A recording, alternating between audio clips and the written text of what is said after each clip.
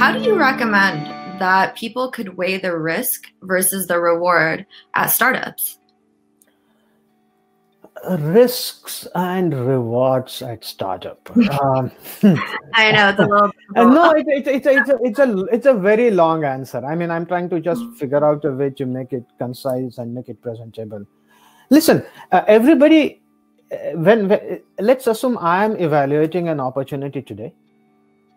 I am at a stage in life that determines the risks I can take and the risks I cannot take. So let's talk about my specific example because I can talk freely about it.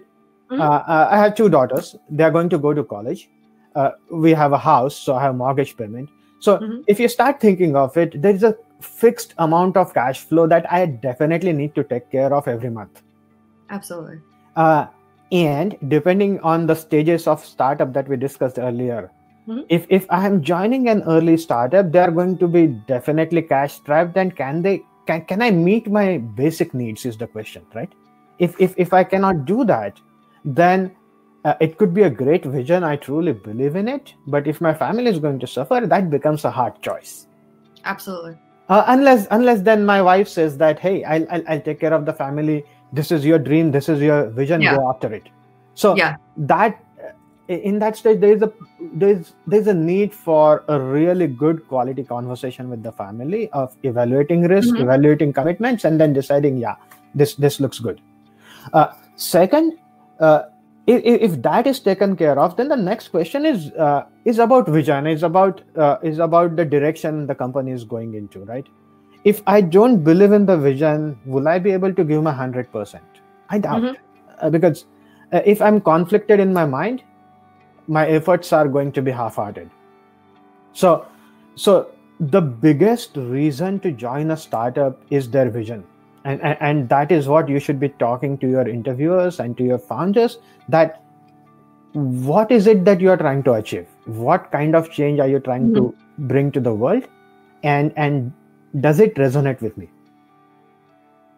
Right? Absolutely. Second factor you have to think about when considering a startup.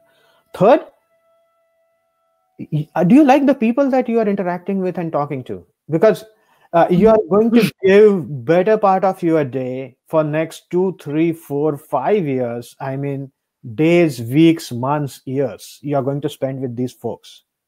Yeah. Do you like with them? Do you like them? Can you collaborate with them? Can you trust them with your life is the question, right? I mean, that's exactly what you're doing. I mean, at that point it is, because as you mentioned, they're typically strapped for cash. So it's an entire vision everyone has to believe in to get to the goal, the ultimate goal. Correct. The experience has to be enjoyable.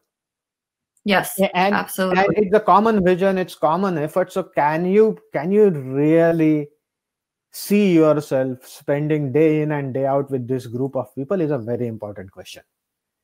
Yes.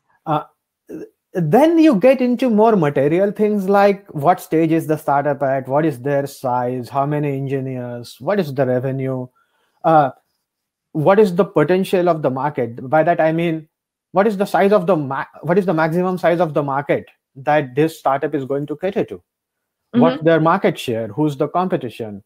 What's the track record of founders? Are they serial entrepreneurs? Have they had successful exits before?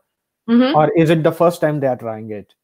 Then you need to look at the venture capitalists too that are funding the startup, because now VCs determine the success, right? VCs determine the freedom the founders get. VCs determine the cash flow. VCs determine the follow-up rounds of funding that the startup may or may not get. And VCs also have the ability to provide that incubator sort of environment for a startup. So that is a critical factor that you need to evaluate. Absolutely. I totally agree with you.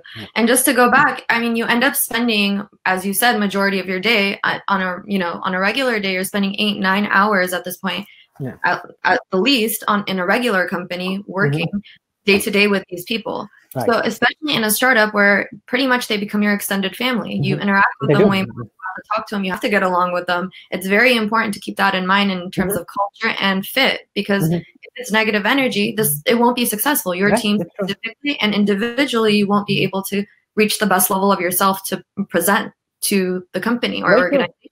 And it just doesn't stop at workplace, right? You're bringing that pressure, that tension, that negativity home, and it impacts your family. So it's a downward spiral that you get into if it's not working out. So